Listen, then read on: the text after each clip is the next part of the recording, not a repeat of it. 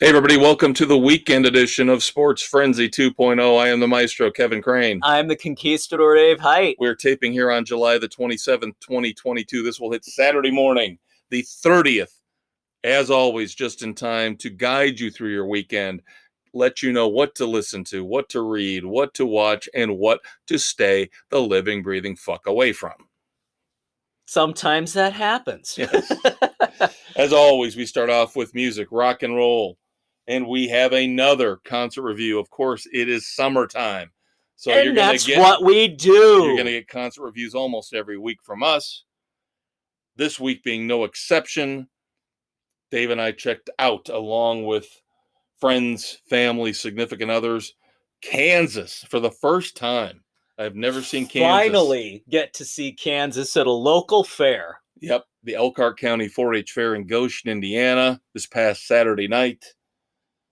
90 minutes, and they were sharp. They sounded great, and they made fun of themselves, mocked themselves for being old. They did not play like they were old guys. They played like they were young, 30, 40 years younger than they actually are. Yep, they sounded great, and that's a key with us. We want the sound to be good. It was again a great balance of music and vocals. Could understand everything clearly. It was great in that respect. Yeah, because you've got to let us in, whether it's newer music. They played a couple songs off their album that they released a couple years ago, The Absence of Presence. They played some deep tracks. Stuff that you would not know unless you are an absolute diehard Kansas fan. I'm a Kansas fan, not a diehard. So Some of these songs I didn't really know all that well, if at all. Right. Like Dave said, it helps a lot when the music is clear and the vocals especially are clear. I can understand what the lead singer is saying. I can be drawn into the song.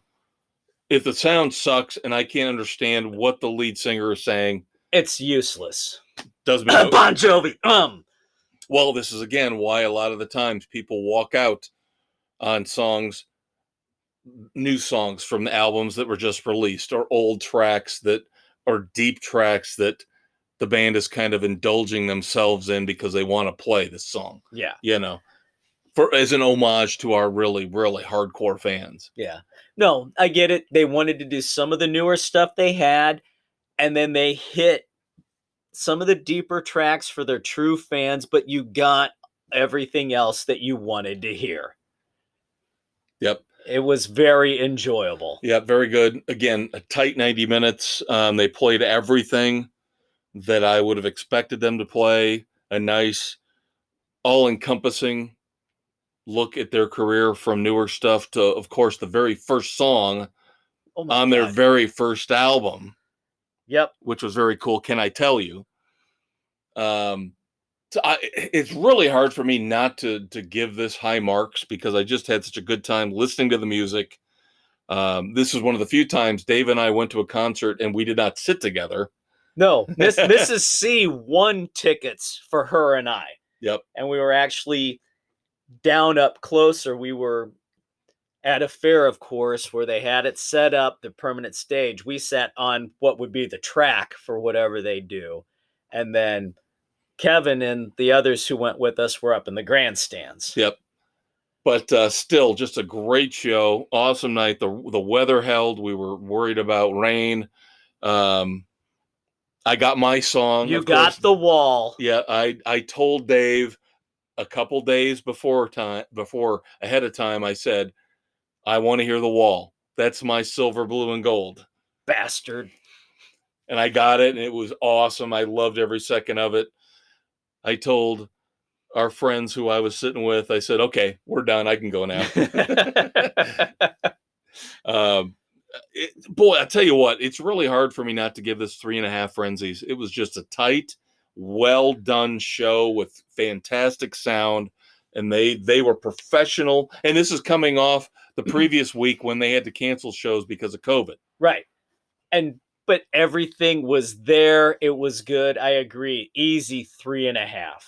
I have a conspiracy theory. I have a tangent to go on. Do you now? Yes.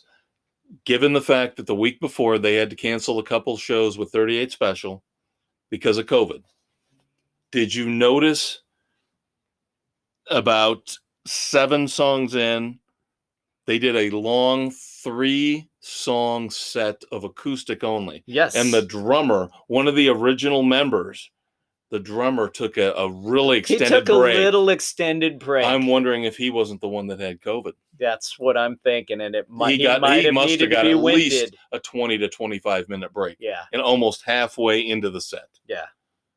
Just something that I noticed. To think about. Yep. Yep. But yeah, Kansas is awesome. If you get a chance, definitely see them. They can still rock the house down. Yep. All right, moving on to our new music of the week. First up, the album recommended by, of course, me, the Maestro. This was my week to come up with something. Yep. Ashes and Bones by Devil's Train. Yep, I heard the first couple releases off of this, and I really, really liked them. So I figured, let's give this a shot. Yep, 12 songs, little over 46 minutes of rock and blues. Yep.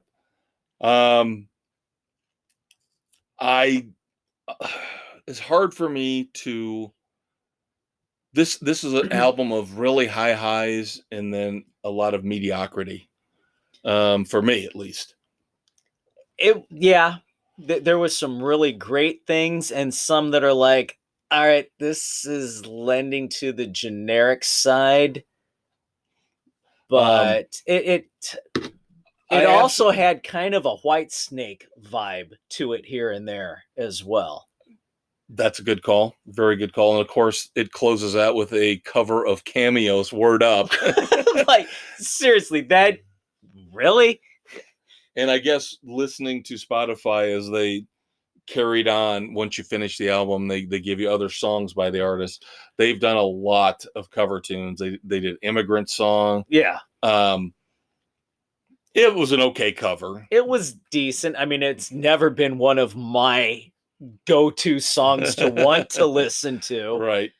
It's always kind of been all right, it's at a party, I guess it's okay. No, this is obviously a harder rocking version of it. So, but I'll tell you this, and this is, Dave and I might get into a little bit of a disagreement, as we did a few months back about the Black Moods, and one of the songs on their album. I think the title track, which is the one that roped me in initially, Ashes and Bones, could be one of the best songs of the year.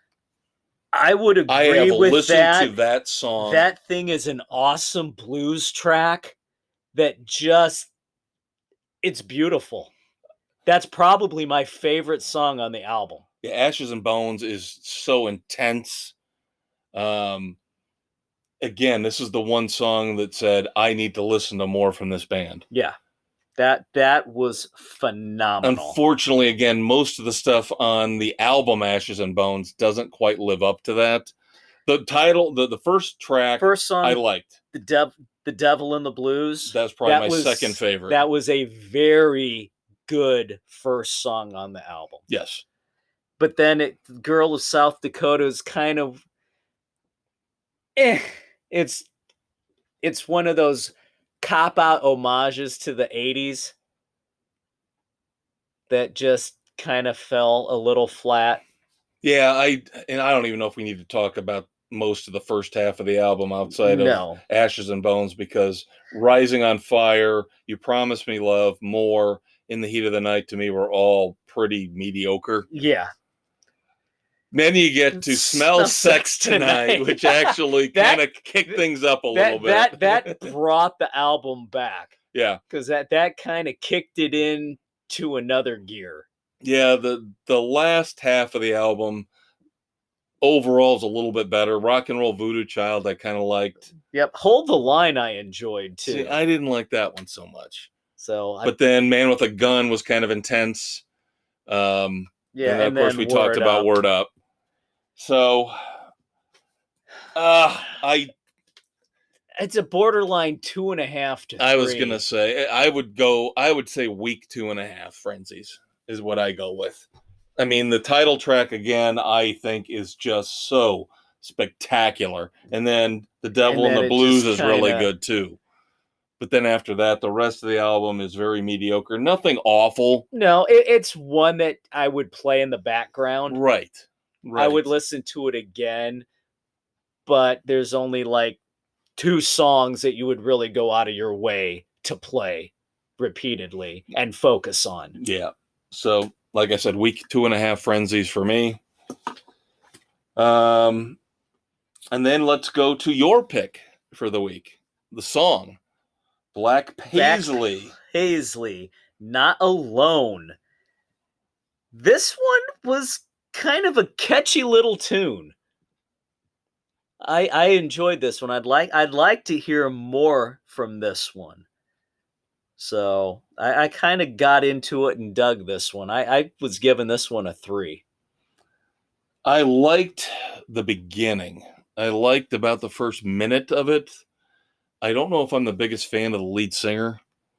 I can see Again, maybe the that. production wasn't quite right. Maybe they didn't bring his vocals up strong enough in the mix. I didn't dislike it. I can only give it 2 though, 2 frenzies. Didn't hate it, but This one probably will have to hear the rest of the album to see are they worthy yeah, to continue yeah. on. And then finally, my band, my boys, Alter Bridge, new album coming out in October. The first track, the title track off of Pawns and Kings. The 6-minute in length, could we say, homage to classic Rush? Yeah, it's got that whole medieval kind of feel to it. That whole It's old got that whole historical Rush up musical tempo. Yep, changes yep, and yep, their whole musical interlude yep, halfway through. yep.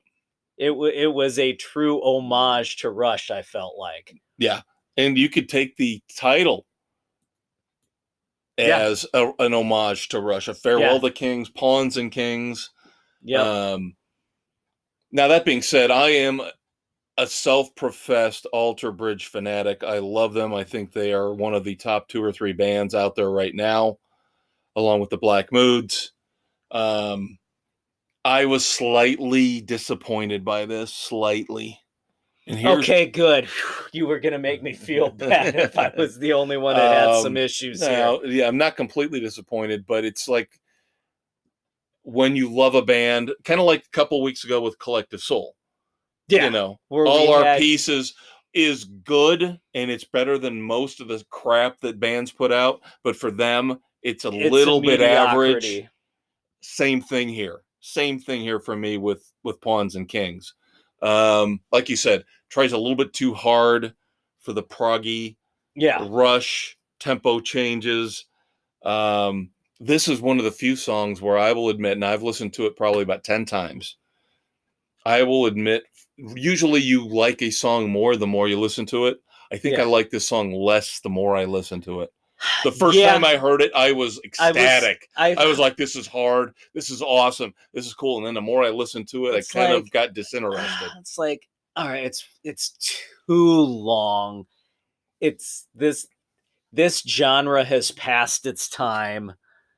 I get what they're doing, but they shouldn't have done it. And it doesn't, like Collective Soul, again, comparing the two, it doesn't discourage me from looking forward to what's coming next. No, I want to know the rest of the album and how it would fit in. Yeah, usually you got to hear the second single. The second single is usually the one that punches you in the face, that kicks you in the balls. And says, now, if the second single sucks, then you start worrying. Then you wonder, do I want to listen to the rest of it? But of course, we love Myles Kennedy. He's our man, the hardest working man in rock and roll, along with Dave Grohl. Yep. Myles Kennedy with this album This will be his third album in the last 18 months between his solo album, The Ides of March. Yep, the work with Slash. With Slash and the Conspirators, and now this. I admire that. I love that. Good That's old school 80s Good rock and roll him. mentality. Yep. That being said, I will give it a weak 3 frenzies. Strong 2.5. Yep, I can see that. I can see that. I had a feeling you weren't going to like it as much as me, and I can see why. I can relate. My brother. I can relate. It's a strong 2.5 to a weak 3. All right, next week we will review the debut album from Classless Act, since we're going to be seeing them in concert in a couple weeks. Opening the stadium tour.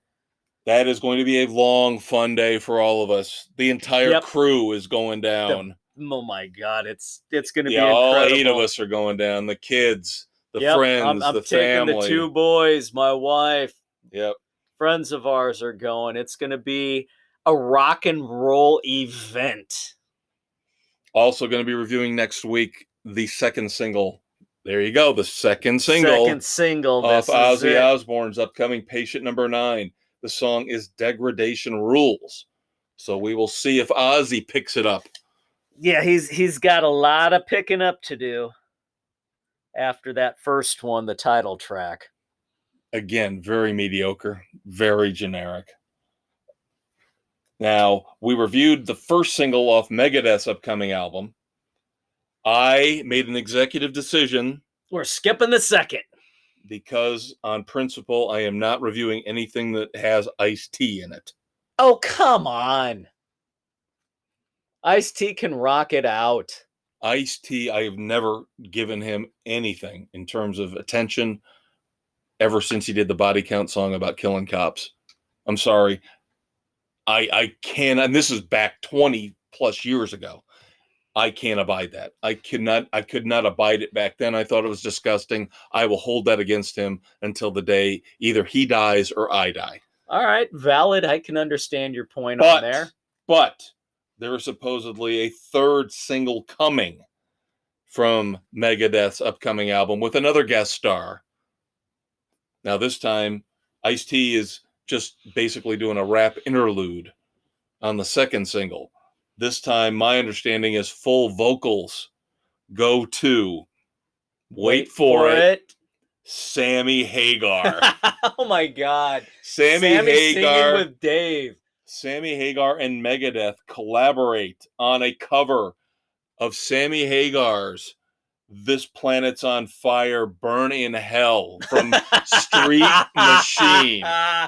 One of Sammy's songs off Street Machine. Oh, Lord, this could be very interesting. Not a release yet. It's not officially released yet. I am looking forward to that. So we will give that to you when we can listen to it. Also, not a review yet, but in the wings, we talked about the fact that Jack White released 2 albums this year. We reviewed the first one. Right. The second one is out. I'm still debating whether we should review it or not because it's more mellow. I don't know. Entering Heaven Alive down the road. Maybe we get desperate. We get tired. We get bored. Yeah. We'll listen to it. We'll review it. But the Red Hot Chili Peppers actually have a second album coming out in 2022 after Unlimited Love. Really? Yes, their second album is coming out October the 14th called Return of the Dream Canteen. I like the album name. I am loving the fact that we talked about Miles Kennedy, Jack White, now the Red Hot Chili Peppers. Give us more content. We want new stuff. Let us listen to new stuff. Give it to us, baby. Sorry, that's my best that I can do with the Offspring. Pretty fly for a white maestro. Now, of course, before we wrap up the music segment, we have got to address this issue. The elephant in the room, Bruce Springsteen. And I am getting sick and tired of the media, the press, all his sycophants backing him up on this. If you have not heard about the Ticketmaster debacle, dynamic pricing that is going on with his current 2023 upcoming tour with the ticket prices, the tickets currently on sale in select cities. This disgusting on every level what they're pulling off. They're claiming, you hear different people claiming, well, it's only 11% of the tickets are subject to the dynamic pricing. Bullshit. Well, let me tell you, number one, I looked at the regular ticket prices for Tulsa, Oklahoma. $125 for nosebleed seats before fees. So you're looking at basically $150 for nosebleeds. And that's without the dynamic ticket pricing model. Now, the one that really pissed people off was somebody posted the fact that they were trying to buy tickets for the Tampa show down in Florida. $4,400 for mid-level, mid-floor seats, including over $500 in fees. The ticket itself was $3,800, $3,900, but it was $4,400 with the fees. That is absolutely stupid. All right, first off, I heard somebody breaking this down on sports radio. Big music fan, tried to get into one of the shows. First, you have to prove that you're a fan. Verified fan. Verified Another fan scam that Ticketmaster put you through. Bullshit stuff. I had to go through that when I tried to get us Genesis tickets. Yeah. First off, they put you through the verified fan thing. Then you have to queue up. Then, when you get in there, you have to make the selection.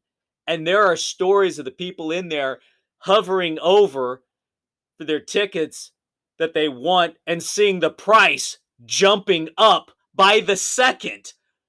That's the dynamic pricing model. And if they didn't click in at a certain point, it kept going up on them, which was absolute crap. And then, of course, all their bullshit fees that they tack on. The insanity of it. No, this is going to destroy, absolutely destroy people going to concerts. I agree completely. This will destroy rock and roll. This will destroy the fan bases, because you might think that the rich people are the only ones that care about rock and roll, but guess what? You're looking at two people, or you're listening to two people who care passionately. This is what we want to do. We don't travel Dave overseas. and I were going to go see Bruce Springsteen if he came near here. We would have paid $80 a ticket. Yeah, for the nosebleeds. I'm not paying $150 after fees for the frickin' nosebleeds. But again, you lose out on us, and you get us talking on podcasts about how much this whole system sucks. I blame Bruce Springsteen and his manager and his band, even though his band and his manager are both backing him up and backing Ticketmaster up. Oh, well, it's not on us. We have to go with what Ticketmaster charges. No, bullshit. You don't have to go with Ticketmaster. You're Bruce fucking Springsteen. You sell them on your goddamn website if you want. So much for you being a working man of the people. That is the biggest bunch of crap ever. That is a fallacy and a lie. He is not one of the working people. He is not one of us. He's always pretended to be, but he is a construct. John Landau, his manager, who has made him a construct, is another one of these idiots that came out and said this was fair pricing. No, it's absolute crap. Because Bruce Springsteen is a generational icon. No, you know he's what? not. You know where I've got a generational icon? Between my fucking legs, John Landauer, and you can rub it hard. Well, not really you. Maybe Bruce's wife. I thought you were going with Landau's mistress. Oh, I got to believe, even though I don't think Petty Scalfa is that good looking, got to be better. Have you seen John Landau? Oh, man. Man, he makes a water buffalo look good. Yeah, but he's got money, so I'm sure he's got a hot mistress. There you go. There you go. But finally, to wrap this up, this has got to stop. For all the stupid, insignificant investigations that our government does, steroids in baseball, January the 6th. How about you break up Live Nation and Ticketmaster? Yeah, wasn't Live Nation created to end the bullshit fees and keep things reasonably priced? Buying Ticketmaster and make things even frickin' worse. Live Nation bought Ticketmaster. It's like wrestling. WWE bought their competition, WCW, so they didn't have any competition. So then they can charge whatever the F they want. It's crap. And again, we're talking about even going to a smaller show in November of a band we have seen multiple times, 6 times, I believe. Yeah. They have a small amount of actual seats that you can get that we wanted to sit and enjoy and just relax and not have to stand there forever waiting for it to begin. Between last year and this year, the cost of those almost freaking doubled. Yeah, about 60%? Yeah. 65% prices went up. For shame. For shame, Ticketmaster. Kiss my ass with your digital tickets. Kiss my ass with your fees. And kiss our ass with your dynamic frickin' pricing. You can shove it up where the sun don't shine. That's it for segment 1 here on the Weekend Edition. Coming up next, our review in TV and streaming, not only of Shark Week, but Netflix's much anticipated action movie, The Gray Man. Stay tuned. We will be right back. In a world of politically correct sports coverage, 2 individuals stand alone as the last bastion of sanity. The Maestro and the Conquistador star in Sports Frenzy 2.0, the podcast.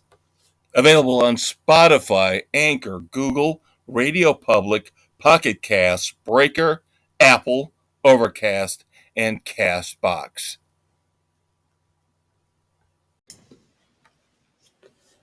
All right, kids, welcome back to segment 2 of the weekend edition of Sports Frenzy 2.0, here dropping Saturday, July 30th, 2022, as we record on Thursday, the 27th. I'm the Conquistador, Dave Height. Along with the Maestro, Kevin Crane.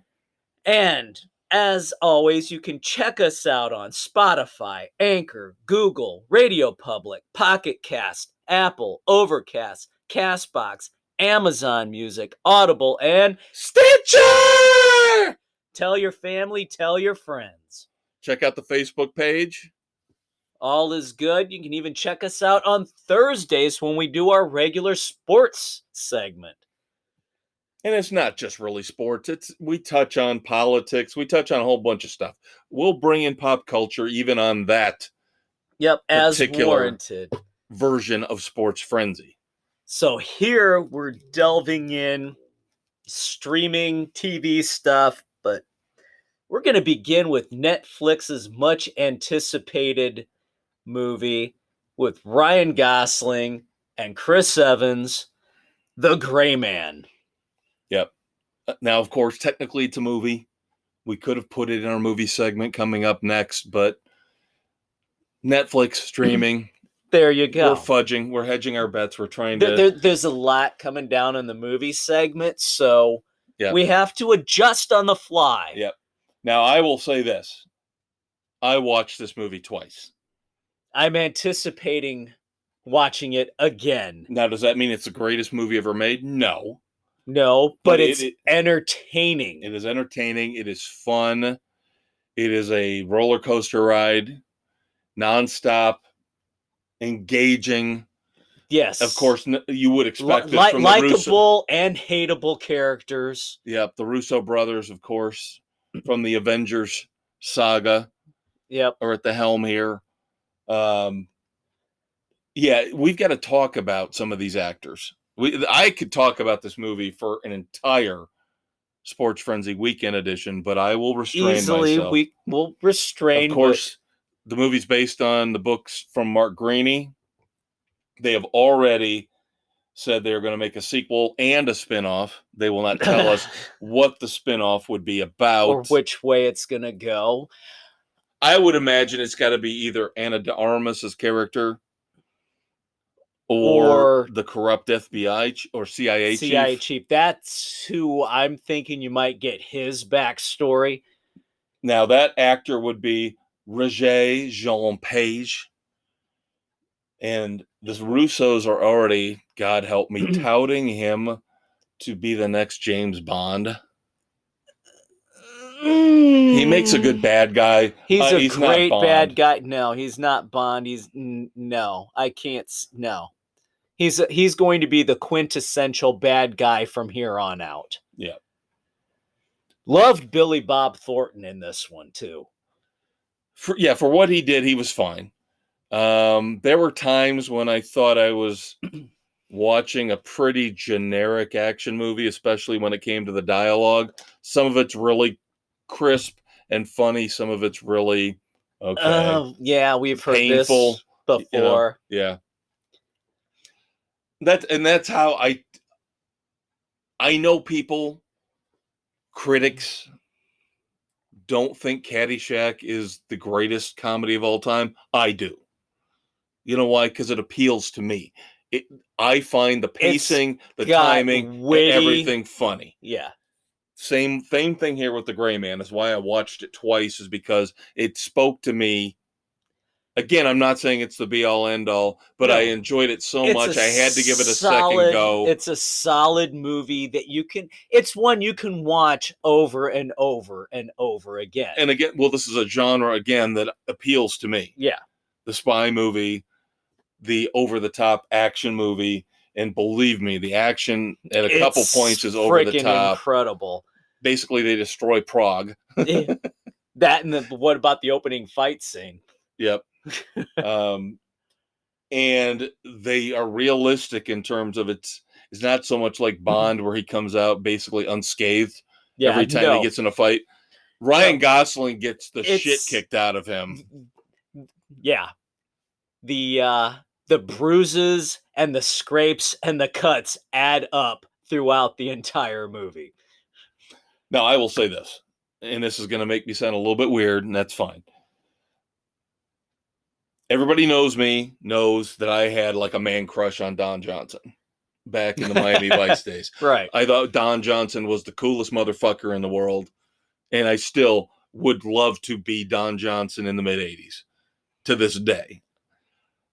I think Ryan Gosling is cool as fuck. I think that dude, I have seen him now in 3 different movies where I have been like mesmerized with how awesome he is. The dude is a really damn good actor. He's got this presence on the screen. He does a damn good job. With Drive, The Nice Guys, which you still have got to watch. I still have to see The Nice Guys. And now this. I mean, Gosling hits his notes without overdoing it. Yeah. He always delivers the lines. It doesn't necessarily always have to be dry, but he can do dry. He can go over the top if he needs to. But he just delivers his lines so well and so coolly. Yep. The man is awesome. He is freaking awesome. All right, if I come in? Am I allowed to chew gum in here?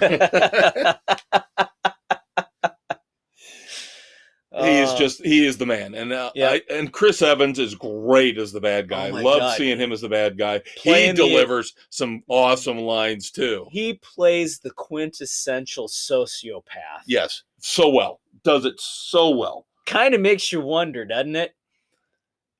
But again, the dialogue is done extremely well. Again, overall, you look at it's almost like the sum of the parts is greater than the whole. Yes. Where I can look at the performances and praise the performances, Billy Bob Thornton, and then Gosling and Evans and all the supporting actors. I didn't like Ana de Armas as much as I did in the last James Bond movie. I thought she was much better in that. She was much better in that. This one, it's just like, I didn't believe what the her hell in this is role. she actually doing? And that's the thing. it was odd because I saw her play a spy really well in No Time to Die. Yeah. And I loved her in that. And here I'm watching her, especially in the climax, it's like, lugging around a bazooka, and I'm like, what is your point in this movie? Why? It didn't quite work. right. She might be the one weak link. And then, of course, you've got to have the kid. I'm getting tired of these movies that have the kid in peril all the time. Come on. That's another weak part of this script. And another reason why I can't look at this as a classic yet is because I can't deal with this kid in peril shit anymore. Every action movie's got to have a kid in peril. It goes back to Commando. There you go. Arnold Schwarzenegger saving his daughter. And you know the first and only person I thought of watching this? Steven Seagal. I said, Steven Seagal wouldn't have a fucking kid in peril in his movie. He would just go out and beat people to hell into a bloody pulp. But no, we've got to have a kid in peril in this movie. You haven't had a kid in peril. Plus, she in the almost looked like she had a Expendables. mustache. Sorry, but she just kind of looked, I don't know. She had a heart condition. It's probably a side effect from the medication. Oh, hey, thank you. That's the big flaw in the movie. That is the huge flaw in the movie. Not the heart condition. How much shit did he go through underwater with the kid's pacemaker number written on his hand, and somehow it doesn't wash off? It was an indelible link. Bullshit on toast. Bullshit on toast. I understand they don't want to put anything down on paper because God forbid that could be compromised. It was a Sharpie. Bullshit. It was a Sharpie. Bullshit. Sharpie doesn't wash off. Bullshit. That was such a huge that was a plot flaw beyond all belief.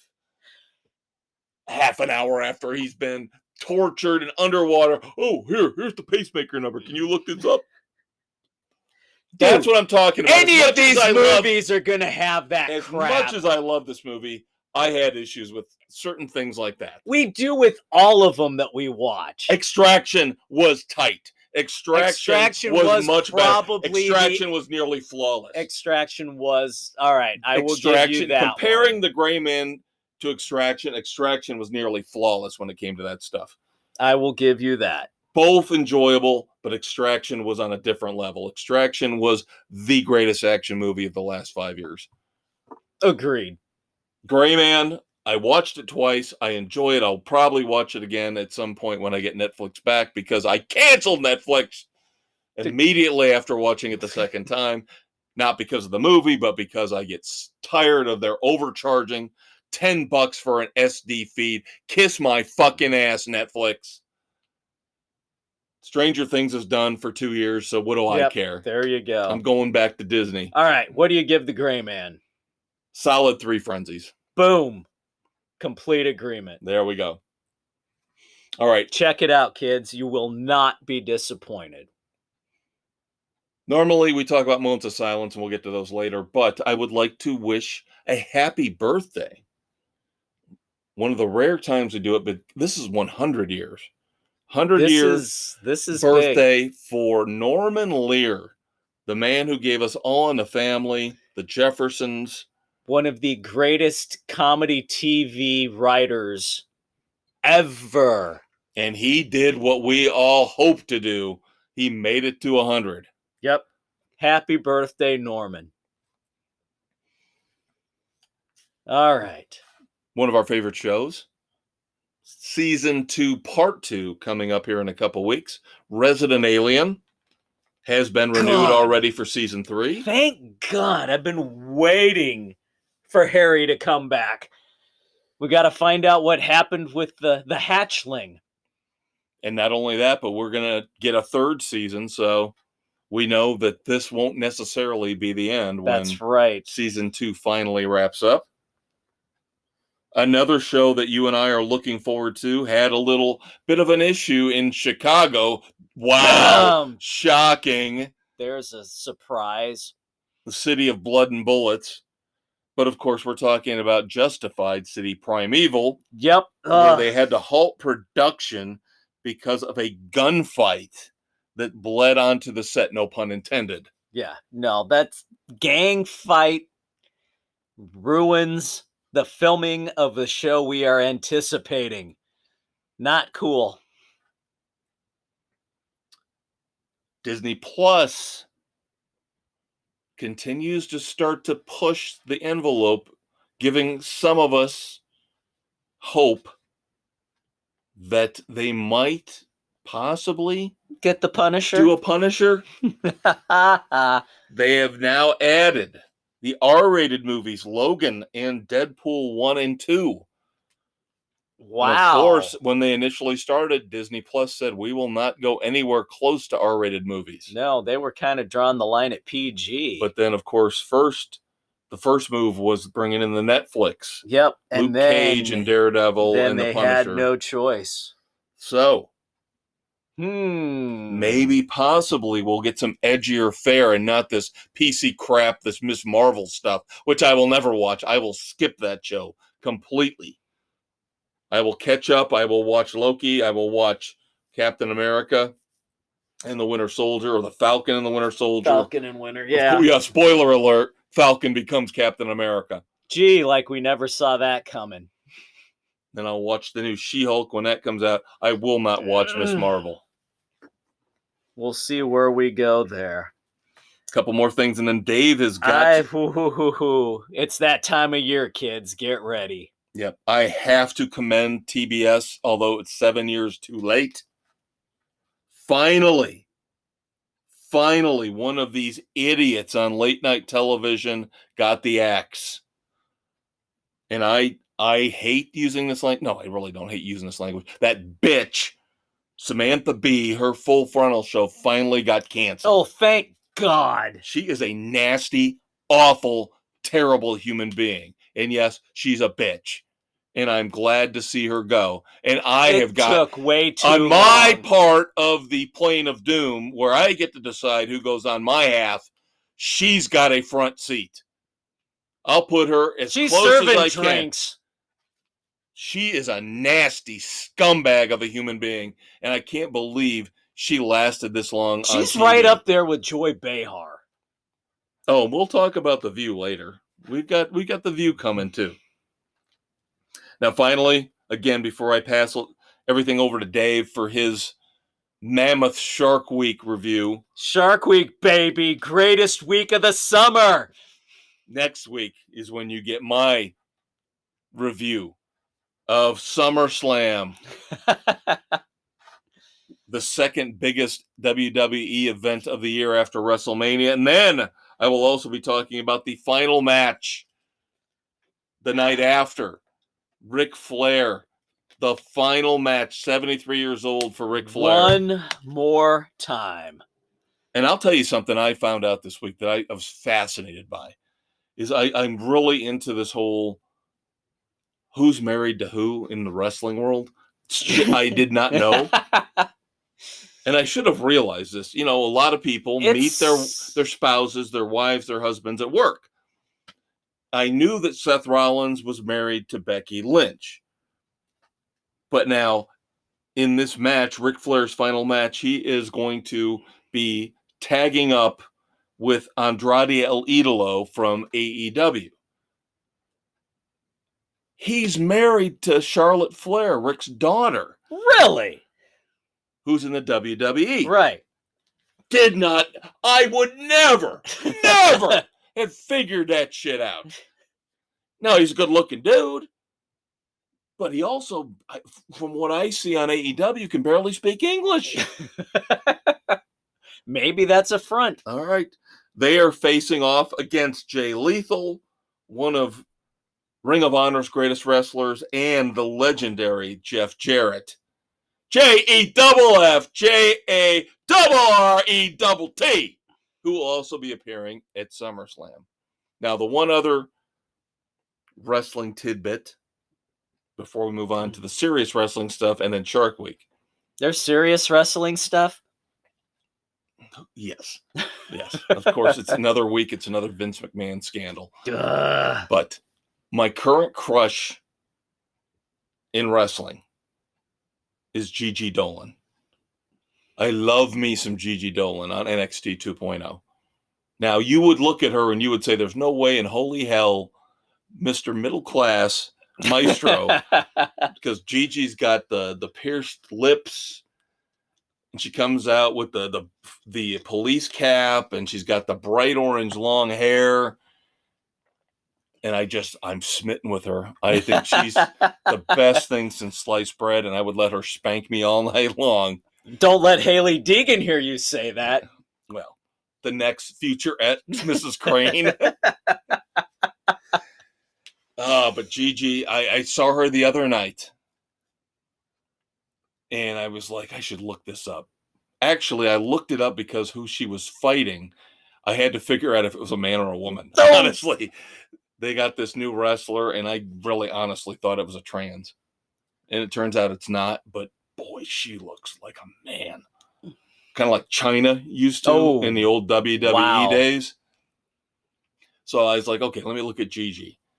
And I find out Gigi was married to, luckily divorced now, so she's on the market, a wrestler I despise in AEW, Darby Allin, this little punk-ass skateboard, spiky, blonde, Billy Idol haircut motherfucker who I can't stand. And I'm like, he was getting it on with her for 2 years while they were married? He was defiling my beautiful Gigi? It happens. Actually, her real name is Priscilla. Oh, God. I know. I'd call her Gigi. Yeah, I like Gigi. A lot better, a lot hotter. All right, there you finally, go. Dave indulges me. Vince McMahon officially retires from the WWE. The scandals got to be too much. He is done as CEO and chairman. Triple H now takes over as head of creative. And Stephanie, his daughter, co-CEO and chairman. There you go. All right. Shark Week started this past Sunday, the 24th. It's rolling strong. 4 new shark shows every night this week. Slowly delving into them. I'm only going to talk about one. You know them. You love them. The guys from Jackass make their second appearance on Shark Week in as many years. As you know, Poopy last year, recreating Fonzie jumping the shark, nearly had his left hand taken off because he fell in and the sharks got to him and bit his wrist, severed tendons, broke the bone. They had to tourniquet him and got him to save him. He loved to surf. He's been very gun shy, or I should say shark shy, of getting back in the ocean. So Johnny Knoxville and the boys bring him back to get him over his fear, to get him back in the ocean. And of course, they're doing more stupid stunts. You got Wee Man getting into a small tank, getting shocked by an electric eel. Now, wait, they did that in maybe not the latest movie, but the Netflix, or was it the Paramount Plus bonus movie? Yeah. I did see that. Okay. At least a version of that. Yeah. So they were doing some experiments with sharks, and they've got an aversion to electric fields. And so they wanted to show an electric eel zapping.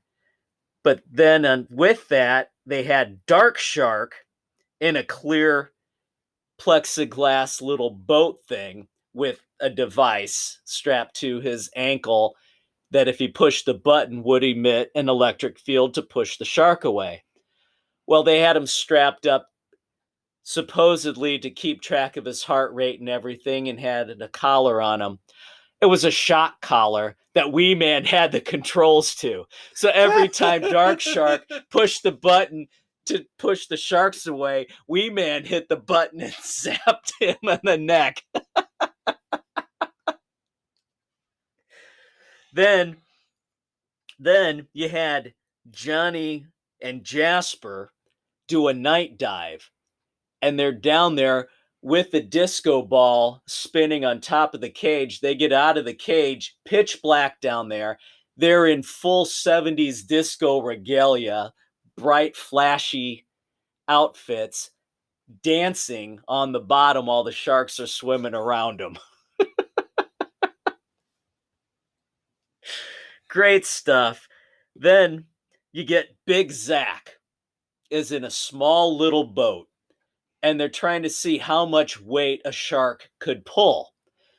So he's holding onto the rope with the fish head on it, trying to get a shark to get it. Well, the shark gets it, starts pulling the rope. He gets rope burn, finally gets a hold of it, starts towing the boat, and it flips him out of the boat. And he's making the mad scramble to get away.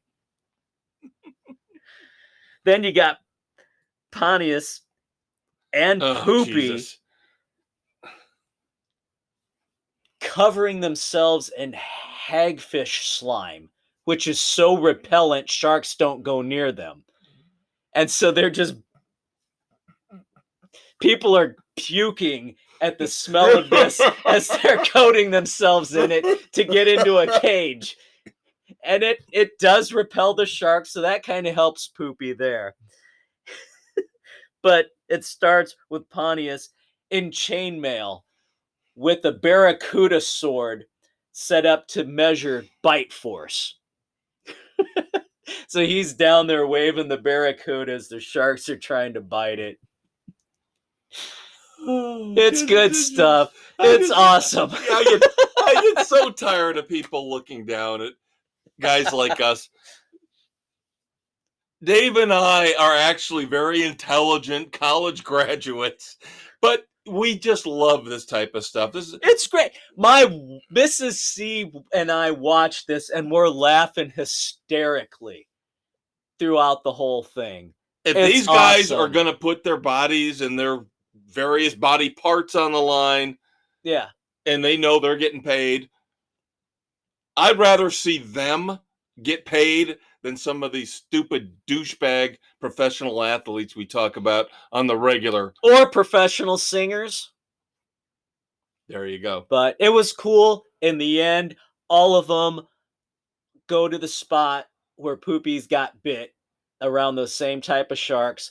They all are sitting down on the seafloor with the sharks swimming around them, support of Poopy's, and he's finally there and kind of overcame his fear again and was getting into it. He was freaking out initially, but with the guys supporting him, they'd helped him.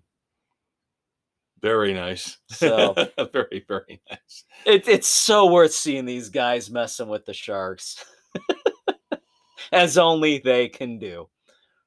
And like I said, give Dave and I credit. We are learned men. We do read. So that leads me to Dave's book review of the week, Literary Frenzy. Yes. So, finally, a review of David Baldacci's Dreamtown, the third entry into the Archer series.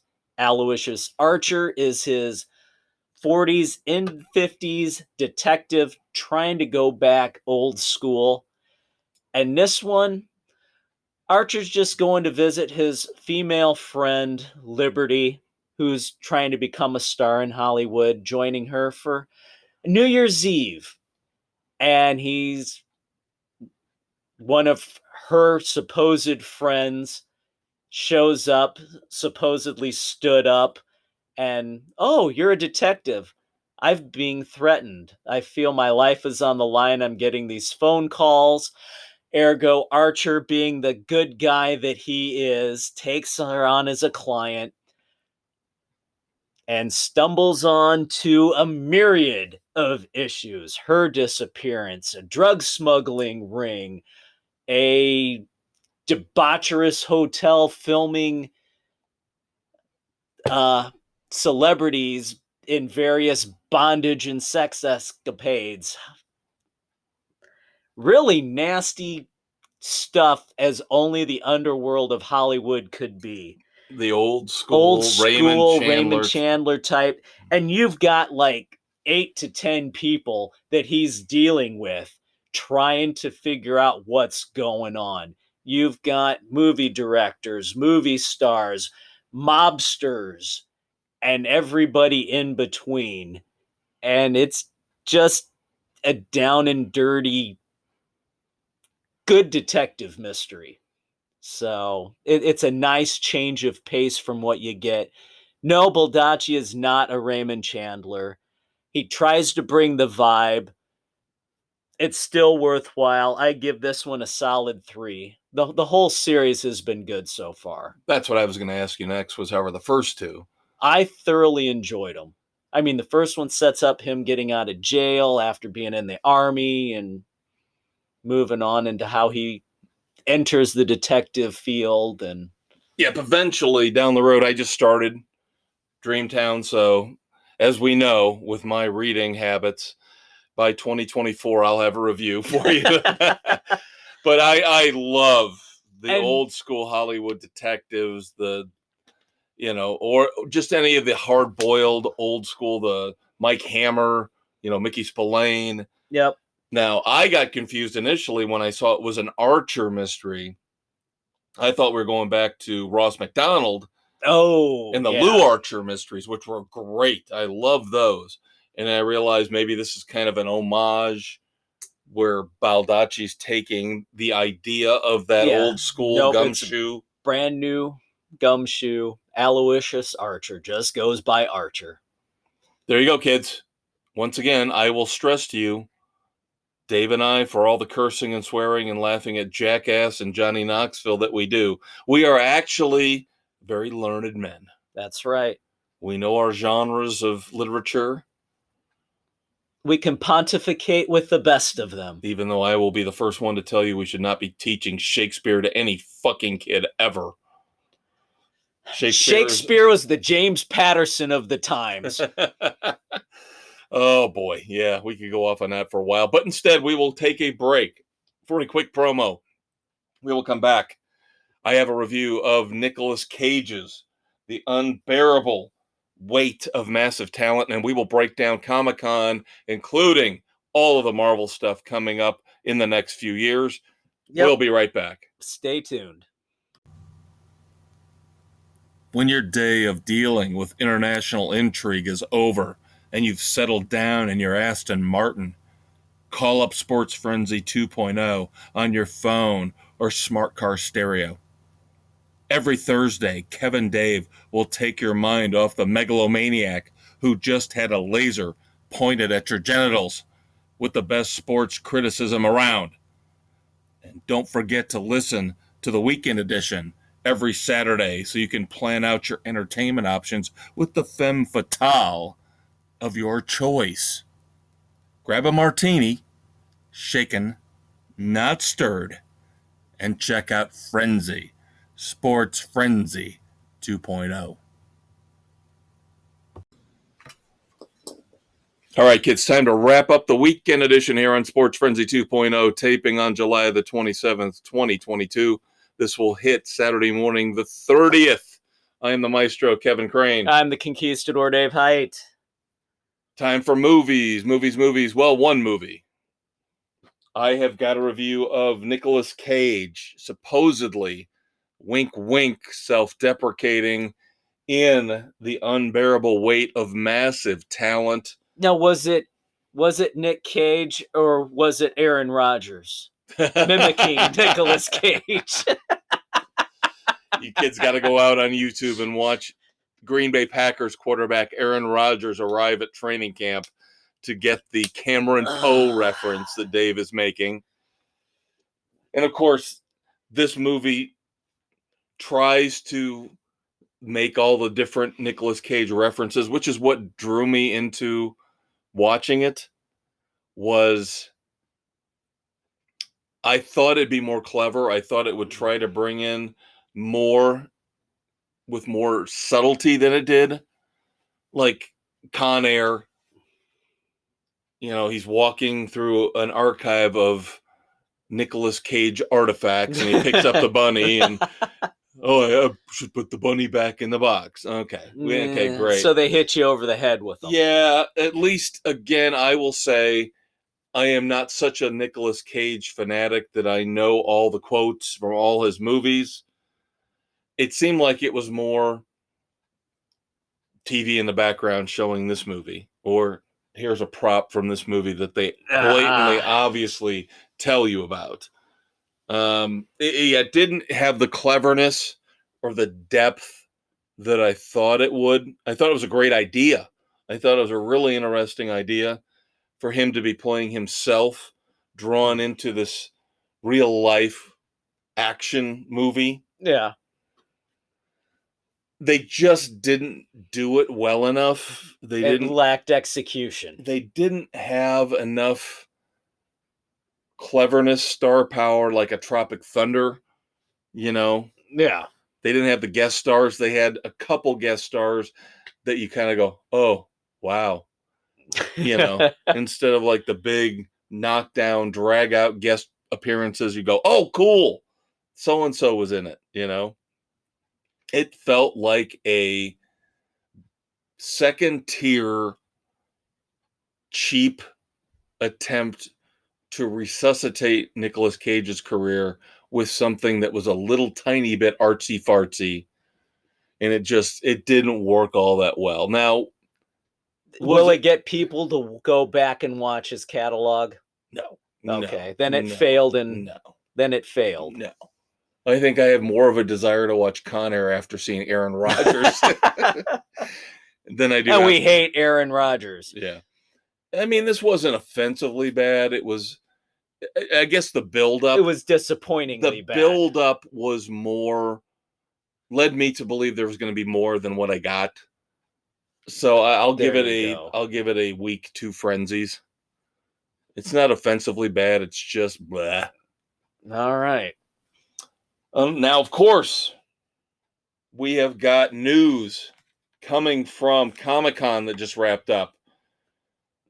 Next week, Dave and I will review some of the trailers, including John Wick 4, Black Panther, Wakanda Forever. Yep. But we do need to talk about the setup that is coming, because Dave and I, Dave's kids, we all watch the Marvel shows, the Marvel movies. So Phase 5, the end of Phase 5, and all of Phase 6 have been announced. In addition to the stuff we already know that's coming out, like Ant-Man and Wasp 3 and Captain Marvel 2, officially announced Blade, with Mahershala Ali taking over Wesley Snipes' role as the half vampire, half human, will hit November the 3rd, 2023. Captain America New World Order hits May the 3rd, 2024, of course, as I alluded to earlier. I spoiled it for you, kids. The Falcon takes over as Captain America. But if you're a true Marvel fan, you already knew that. And then closing out Phase 5, I alluded to this a few weeks ago, Thunderbolts, coming out July the 26th, 2024. That's Why the hell do we have to wait so effing long for this stuff? Well, because they've already got all this other crap set up. Now we got Guardians of the Galaxy 3 coming up sooner. Someday, maybe. Then Phase 5 kicks in with their third attempt, Marvel's third attempt at Fantastic Four, coming out November the 8th, 2024. Charm, right? Are they going to do a complete reboot, or are they going to... Well, here's my question. I thought the last version, which was darker and had all the check boxes, now what are they going to do with this one? You've already done all the check boxes. Are you going to go back to actually make the Fantastic Four? The Fantastic Four. And not worry about ethnicity, sexual preference, and all that garbage? Then we get back-to-back Avengers movies. Gunk, gunk.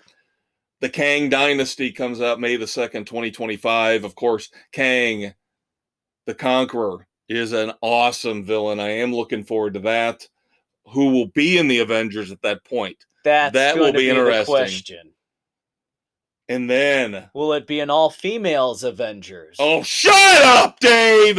Shut up! Come on! Why you gotta ruin this for me? Hey, I'm just throwing it out there. So you won't be bitterly disappointed when it happens. Then finally, closing out phase 6, which is now going to be known as the Multiverse Saga. We figured that. Duh. Secret Wars. Again, we knew Secret Wars was coming. November the 7th, 2025. Gah. Now on Disney Plus, we will start to get a hint of what's going on in 2023 with Secret Invasion, the series on Disney Plus, which will feature Nick Cage, aka Samuel L. Jackson.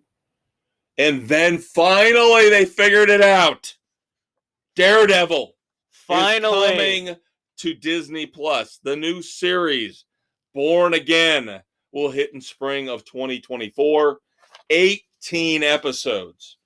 Again, waiting too freaking long. Featuring at least the Kingpin. Possibly more. Who else might pop up in that? Hopefully we see a visit from our friend John Bernthal. That would be lovely. As a certain black and white clad vigilante. The greatest of all time! Dishing out punishment as only he can. And of course, he'll end up being a tranny with Disney getting a hold of him. I told Dave and Mrs. C about this. This is kind of interesting. Marvel announced at Comic-Con they have commissioned a real, quote-unquote, Infinity Gauntlet. This is just insane in every regard. Go to the internet and look this damn thing up. It's ridiculous. Of course, 5 stones. Yeah, look up the background. I cannot do it justice. You have to look this up and read. But in the end, with the gemstones, the precious gemstones that they are putting in this, the value of this real-life Infinity Gauntlet will be close to $25 million. Insane. As big as it is, the 24-karat gold, the size of the jewels, just ridiculous. One final note, and then we're going to move on to our moments of silence, and then we're going to play another great, glorious round of Dumbass or Not. You know how American filmmakers, Hollywood, they like to poach ideas from other countries, and they make a remake of this French film, or they make a remake of this Japanese film. Yeah, or poach British TV shows. There you go. Well, for once, another country poached one of our ideas. What? And it's hysterical. I don't know how good this movie is going to be, but the promo posters, and I'm going to piss people off with this because I've got a couple comments, but I'm going to, number one, mispronounce it. Coming out August the 11th. Lal Singh Chadha is the name of the movie. It's an Indian movie. Okay. It is a remake of Forrest Gump. Oh, God. And the posters have a guy in a turban wearing that short-sleeved checkered shirt that Forrest Gump wore. And I'm sorry, I just look at that and I start cracking up. I'm like, come on. My mama said life is like a box of chocolates. You never know what you're going to get. God. Oh, I'm sorry. I told you it's going to be offensive, but I don't care. Run, chocolate, run! Oh, I did not even know Dave was going to pull out his Indian impression. I completely forgot about that. All right. All right. Beyond my comprehension, you could not have figured that would happen. Say, Bubba, don't die, Bubba.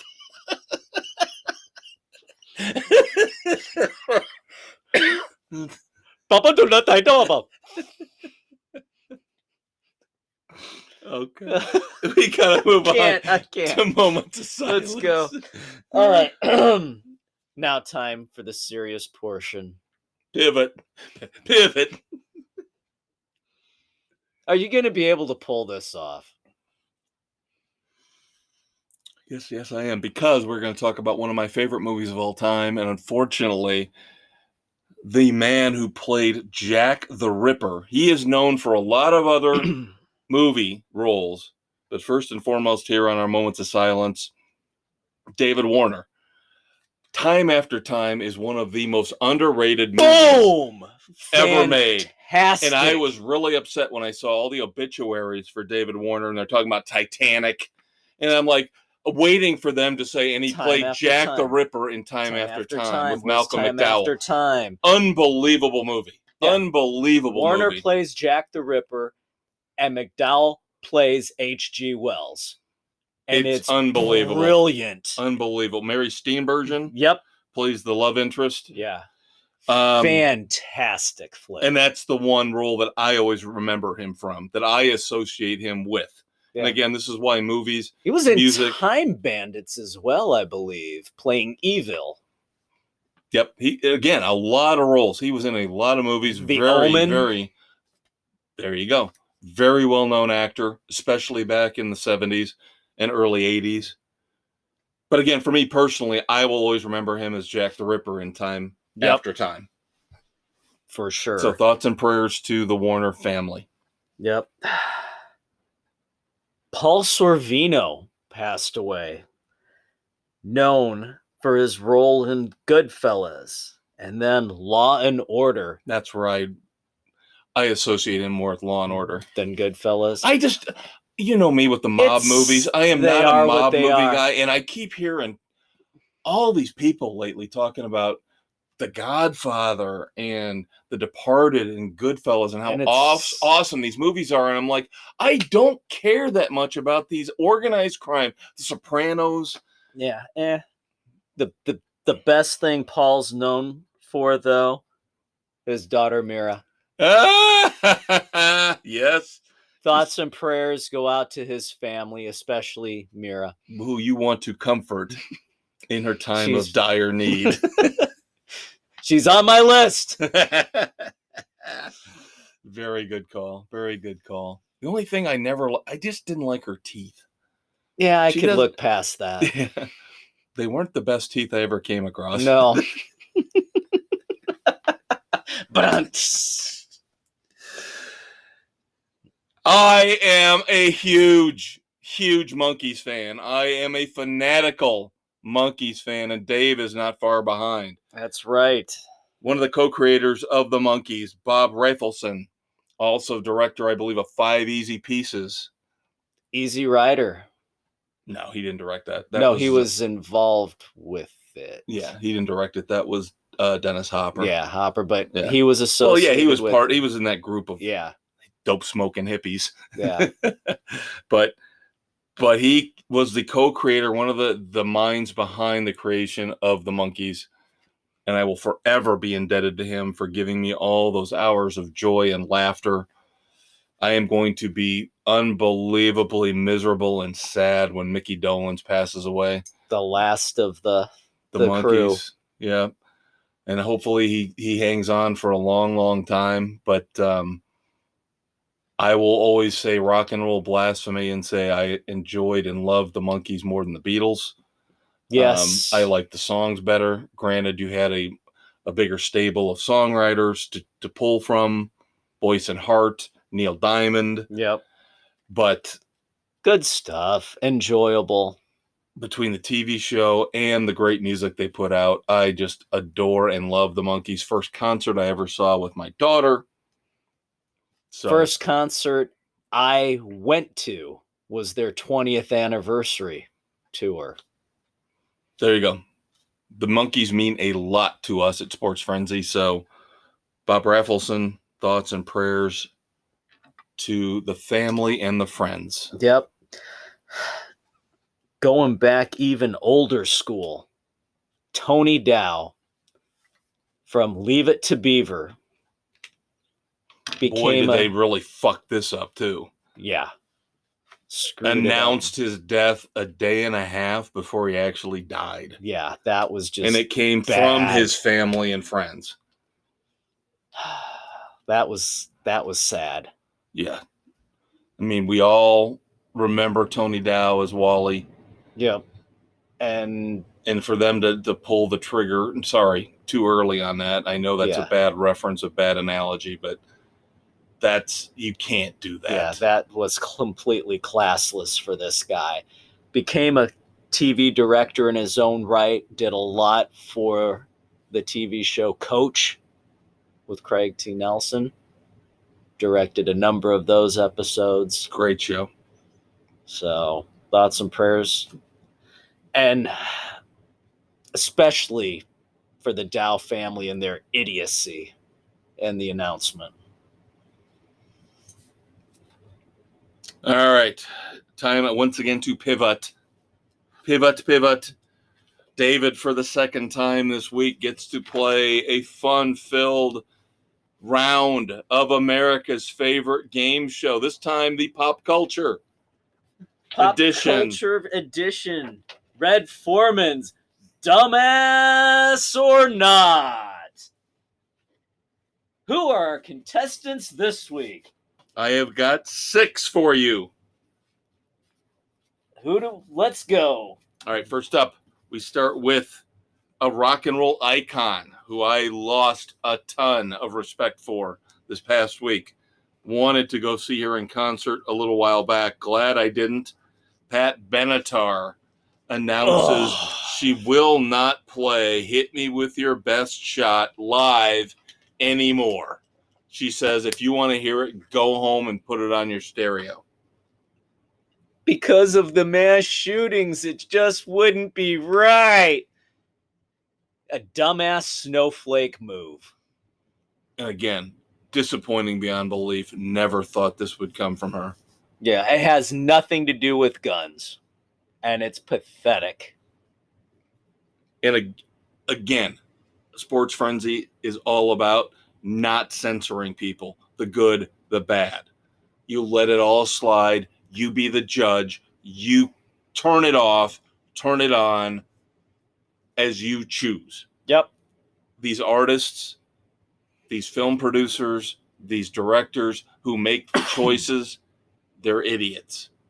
And I think this is an example of the worst when somebody self-censors. Yeah, that's I know not cool. Elvis Costello did this with Oliver's Army last year. That's all right. I never cared for him anyway. Just leave it alone. Let your artwork, your music, your movie stand on its own. We'll be the judge. That's right. Don't let cancel culture just force you to do something you shouldn't. Hulu. I will never, ever, ever sign up for Hulu now after I've heard this. In their ad version, they've got an ad-free version and a version with ads. The version with ads, the cheaper version, is going to allow political advertisements about gun control and abortions because Democrats bitched and pissed and moaned when it was first announced that Disney did not want to correctly and rightly say, we're not getting into this. There will be no political ads. Keep the political crap off the air. And while you're at it, take all the drug company ads off the air as well. And all the bullshit, recycling, pot smoking crap I have to watch every morning. I am so tired of all these PSAs. Yeah. I have to be subjected to PSAs nonstop when I watch my morning sports shows because they can't find any company to actually pay to take the time over. So they have to show PSA after PSA after PSA about female empowerment and recycling. And it's okay to smoke pot, just don't drive. No, and no. Dave, I know you've been waiting for this because obviously so many people have. It gets reported on Deadline.com and all over the place. Barack Obama released his summer playlist of 44 songs. Who gives a rat's ass? That's my point exactly. Who the fuck cares what Barack Obama's listening to? Again, why are you singling out Barack Obama Like I give one rat shit what music he listens to. Where's George Bush's playlist? Where's Donald? I want to hear Donald Trump's fucking playlist. Hey, what about Bill Clinton's? Sax's greatest hits. Sex's greatest hits. Would that be more appropriate for Clinton? I was trying to think of songs about, that could be construed about oral sex that would work for him. Pearl necklace. Tube snake boogie.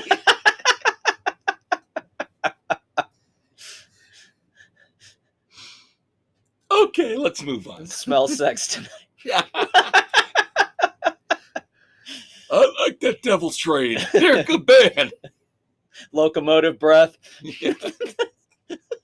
All right, let's move on to the next dumbass. I just smelled my finger. It smells like Monica.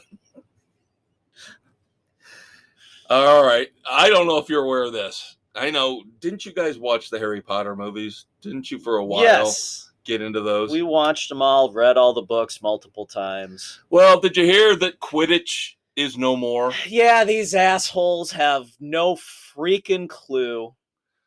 Because they don't like J.K. Rowling, because of her stance with the LGBTQ community.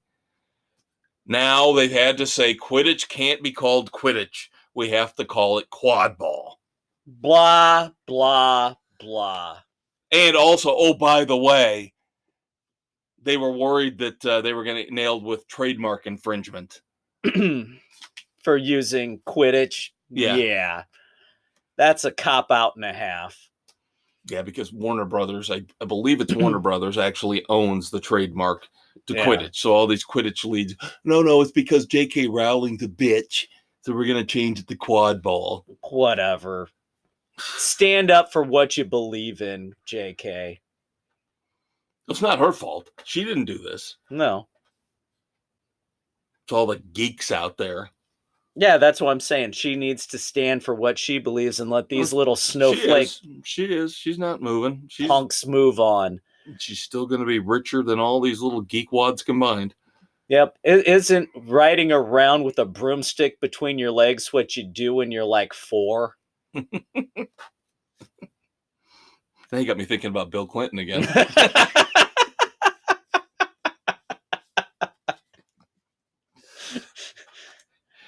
Come spank me on my broom.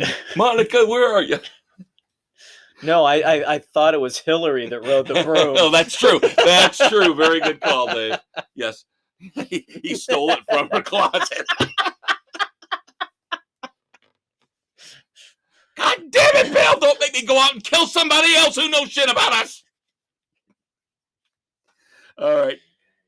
More cancel culture bullshit. Dave Chappelle's show at First Avenue in Minnesota, of course, a historic venue.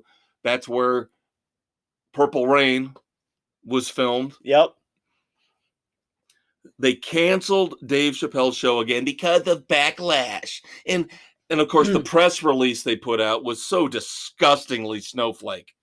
We like to make First Avenue one of the quote-unquote safest spaces around. Yeah, dumbasses, go away. The minute I hear somebody say safe space, I literally want to grab a 2x4 and smack them and break their nose. God, what do you always say? As hell. Where's my safe space? Exactly. It's at the bottom of a beer glass. Where's my safe space away from all you fuckwads? Hey, it's right here at Sports Frenzy 2.0. Oh, that's right. Last one. Of course, we've got to end on a low note. Oh, we haven't gone low enough already? No, because, of course, we got to bring in those idiot women on The View. Oh, God. Whoopi Goldberg and Joy Behar, who combined have the brain of an ant. Of course, they made one of their other panelists apologize because they claimed Turning Point USA were a bunch of neo-Nazis. So Turning Point USA turned around and slapped them with a cease and desist and said, we are going to sue your stupid bitch asses unless you apologize. So they put out this really tepid apology. Again, Behar and Whoopi couldn't God be bothered forbid. with actually reading the apology they made. God forbid they're the ones who speak out the most. They're and the can't ones be who bothered cause to all the apologize. fucking problems. And I still, to this day, Ted Danson, shame on you. How the hell could you put your dick in that? Seriously. God. Oh my God. I think I just threw up in my mouth. Oh my God. Ted Danson's a good looking dude. What is he doing with that? Beyond the political shit. Enjoy Behar. You're on the plane of doom. You've been on there for a long time. Your seat is marked and reserved because you're another evil bitch.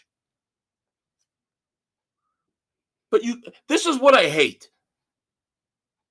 People like Behar, people like Whoopi, the View, they can go out there, they can call whoever they want, They can whatever they all want. the hate they want and get away with it.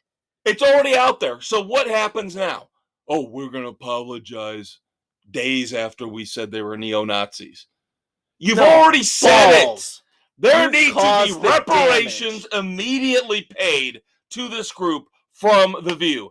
Take it out of Whoopi's paycheck. Take it out of Behar's paycheck. How about we take them off the air and replace them with people who actually can have an intelligent discussion on both sides of an issue? Jesus Christ, Dave. Now you're just talking rational and sane. We can't have that. What the hell are you thinking? Sorry.